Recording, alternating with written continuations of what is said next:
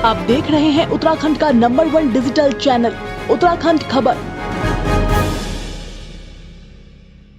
नमस्कार, उत्तराखंड खबर में आपका स्वागत है। मनप्रीत सिंह हैप्पी किसी भी पहचान के मोहताज नहीं है। उनका हुनर ही उनकी पहचान है। उन्होंने खेल जगत में अपना एक अलग ही मुकाम हासिल किया है। वह उत्तराखंड के हैं और उन्होंने पावर लिफ्टिंग की दुनिया में अपनी एक अलग ही पहचान बनाई है। उन्होंने न सिर्फ नेशनल लेवल में बल्कि इंटरनेशनल लेवल में भी अपनी जगह बनाई है। साथ ही देश व राज्य का नाम भी रोशन किया है। उन्होंने कई खिताब भी हासिल किए हैं और वो कई पुरस्कारों से भी सम्मानित हुए हैं। मनप्रीत सिंह हैप्पी ने इस कोरोना काल में भी एक खिलाड़ी का बखूबी फर्ज निभाया और जरूरतमंदों की इस संकट में मदद की। उन्होंने बताया कि इस सब कामयाबी के पीछे मेरी फैमिली और मेरे गुरुओं का हाथ है। नमस्कार, मैं हूं किशोर रावत। आप देख रहे हैं मेरे साथ उत्तराखंड खबर। आज हम एक ऐसी शख्सियत से आपकी मुलाकात कराते हैं जिनका नाम है मनप्रीत सिंह हैप्पी। आइए उन्हीं से जानते हैं उनकी पहले से और अब तक की जर्नी क्या रही है, उन्हीं से पूछते हैं। सर, आपका स्वागत है उत्तराखंड खबर में। नमस्कार सर, धन्यवाद आपका मेरी खबर लोगों तक पहुँचाने के लिए। सर, मैं पावर लिफ्टिंग करता हूँ उत्तराखंड की टीम से और ये सारे मेडल सारे पावर लिफ्टिंग के मेडल हैं और नेशनल में 2 बार चैंपियन रह चुका हूँ मैं। पहले मैं दिल्ली में खेला था पिछले साल, मार्च में ही था वो भी, और ये भी मार्च में ही हुआ है, ये झारखंड में हुआ है। तो स्ट्रॉन्गमैन इंडिया का टाइटल भी लाया हूँ, जो ये है वो स्ट्रॉन्गमैन इंडिया का टाइटल है। तो सर 46 साल हो गई इस फेडरेशन को बने हुए, जिस फेडरेशन से मैं खेलता हूँ।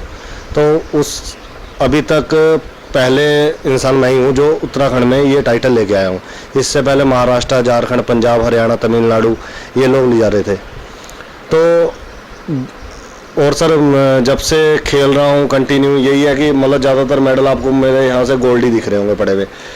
ज़्यादातर अचीवमेंट मैंने स्टेट में भी 3 बार लगातार मैं चैंपियन रहा हूँ अपने स्टेट में।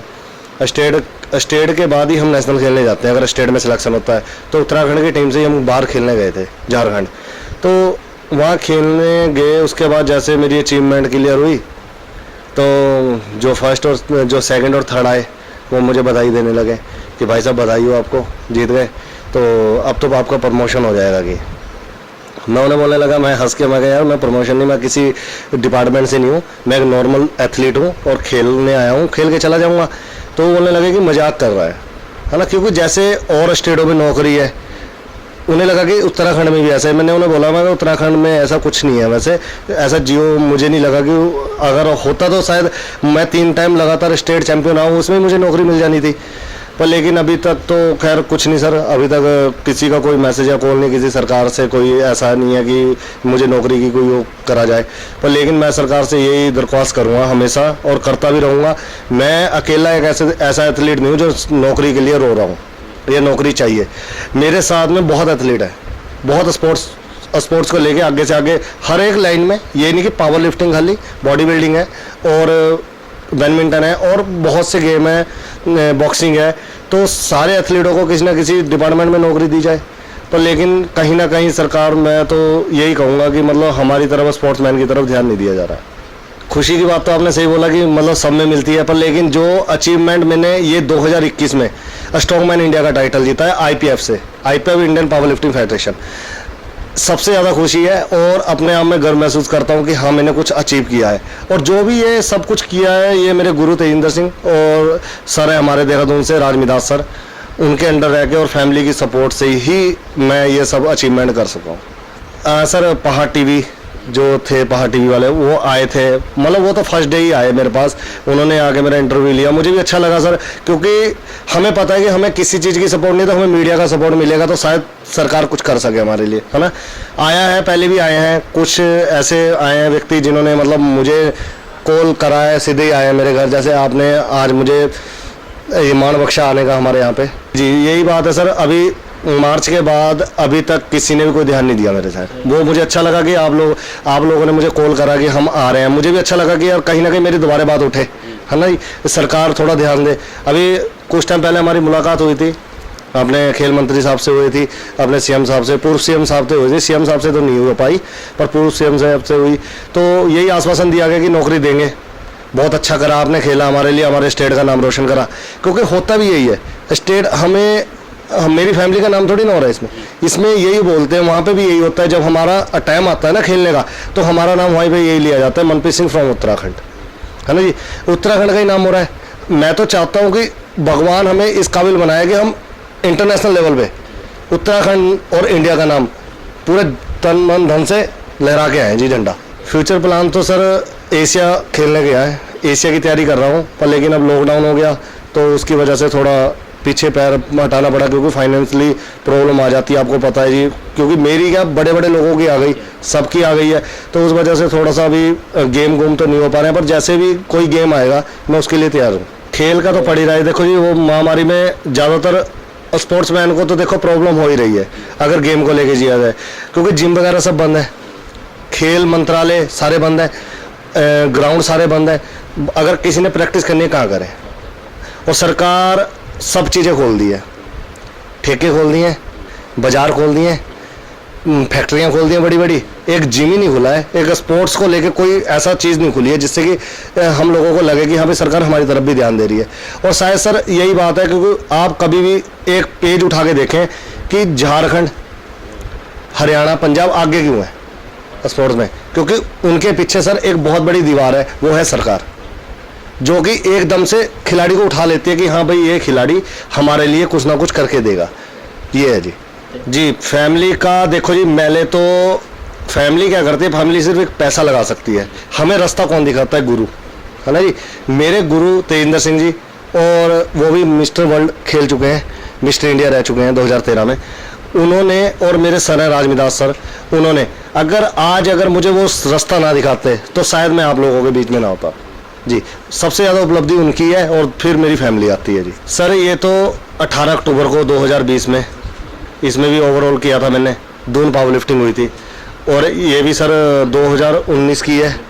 हाँ जी, ये जो है ना ये सर, ये 2020 की है, ये भी 25 से 26 को हुई थी ये देहरादून में जनवरी में, तो ये वहाँ पे अचीवमेंट की थी। और सर ये वाली जो है ये भी 18 अक्टूबर को हुई थी, इसमें नेशनल सिलेक्शन था सर, तो मैंने इसमें भी ओवरऑल मारा था और विनर रहा था मैं, तो मेरा नेशनल सिलेक्शन हुआ था।